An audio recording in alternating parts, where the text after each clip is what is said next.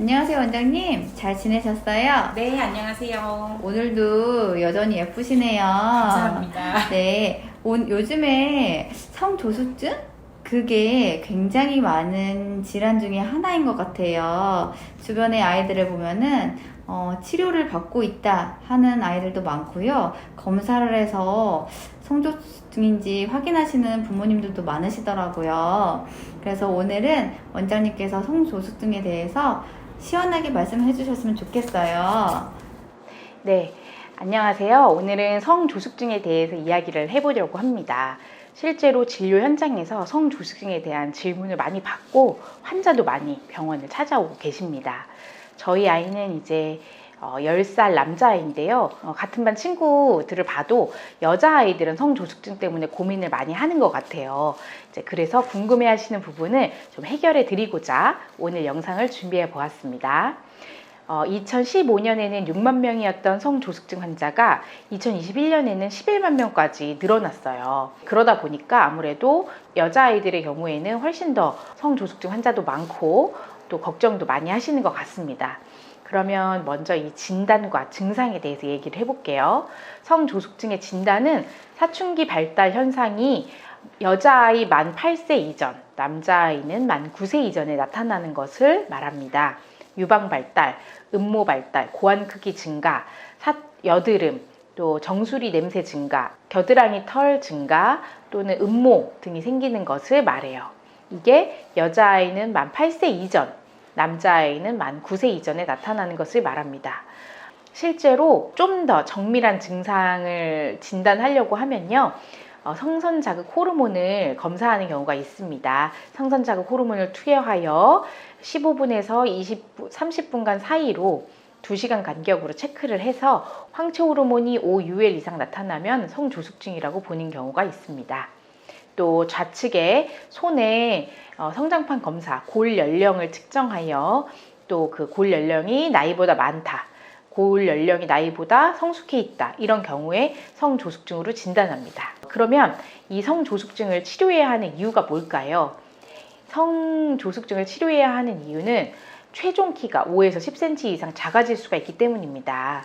그 이유는 어린아이의 경우에는 먼저 성장 호르몬이 많이 나옵니다. 성장 호르몬이 나올 때는 키가 많이 크고요. 그러면서 이제 2차 성징이 시작되면 성장 호르몬은 줄어들고 성 호르몬이 많아집니다. 그러면서 이제 성적으로 성숙하게 되면서 키 성장이 조금 줄어들게 돼요. 그런데 성조숙증의 경우에는 이 2차적 성장 시기가 빨라짐으로써 최종적으로 키가 자랄 수 있는 기간 자체가 줄어드는 것입니다.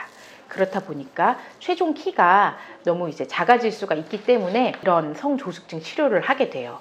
그리고 또 또래보다 다른 신체 발달 때문에 아이들이 스트레스를 받는 경우가 많이 있습니다. 또 그런 정서적인 측면을 위해서 성조숙증 치료를 하기도 합니다. 그러면 성조숙증, 무엇이 원인이길래 이렇게 많아진 걸까요? 사실은 기저질환이 없는 특발성의 경우가 80% 이상입니다. 대뇌나 난소에 종양이 있거나 고환의 종양, 호르몬 병소가 있는 경우가 5에서 20% 정도 있습니다.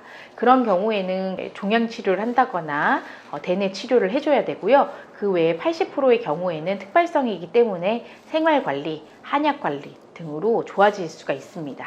그 원인이 뭐냐? 그럼 특발성 80%의 원인은 4가지로 나눌 수가 있습니다. 첫 번째는 소화 비만 때문입니다.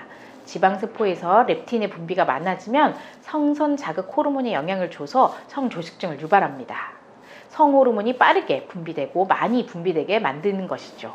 요즘의 아이들은 스트레스가 많습니다. 학업 스트레스, 부모나 교우 관계에 인한 스트레스가 스트레스 호르몬 분비를 촉진하는데 이것이 또 2차 성징을 자극하게 됩니다. 또 환경 오인도 무시할 수가 없는데요.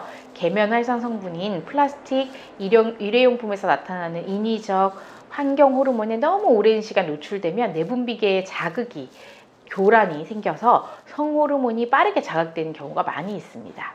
또 유전 요인에는 부모님의 초경 시기가 빠르거나 어릴 때 빠르게 성장해서 빠르게 성장이 멈춘 경우, 그런 경우에는 자녀분에게도 그런 증상이 나타나는 확률이 높습니다. 또 남아보다 여아에게 유전적 요인은 더 크게 나타나는 경우가 있죠.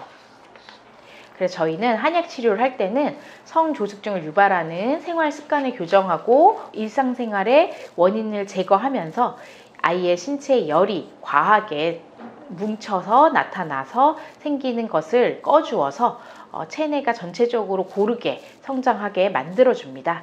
장부 기능을 정상으로 되돌려 주어 성호르몬이 과잉으로 자극되고 성조숙이 일어나는 것을 막아줍니다. 그러면 어떻게 하냐? 네 부분으로 나뉘어 있어서 열을 꺼줍니다. 생식기, 소화기, 간, 호흡기의 네 가지 부분으로 나누어서 열을 꺼주는 한약을 처방하게 됩니다. 그리고 성조숙증을 예방하고 또 성조숙증이 있을 때 관리할 수 있는 식단에 대해서 말씀을 드리도록 하겠습니다. 일단 식단은 지방을 뺀 살코기 위주로 껍질과 내장을 제외하고 섭취하도록 합니다. 또 통조림, 인스턴트 음식, 배달 음식에 들어있는 식품 첨가물, 방부제 성분을 피하도록 합니다. 콩류에 들어있는 에스트로겐이 많이 섭취하지 않도록 도와줍니다. 또 성조숙증을 유발하는 대표 환경 호르몬인 프탈레이트는 플라스틱을 부드럽게 하는 화학 첨가물인데 플라스틱 재질, 장난감, 학용품 등에 많이 들어있기 때문에 이런 것들을 입에 넣지 않도록 주의합니다. 또 담배 연기에서 검출되는 DDT가 아이 시상하부를 자극해서 성호르몬 분비를 촉진할 수 있기 때문에 아이 앞에서는 절대 흡연이 금물입니다.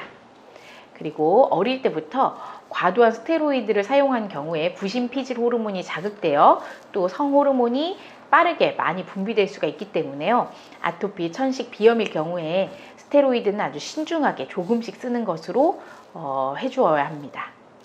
그리고 아까 처음에 말씀드렸듯이 성장 호르몬이 많이 나오면 성호르몬은 당연히 덜 나오게 돼요. 기량작용이 있기 때문이에요.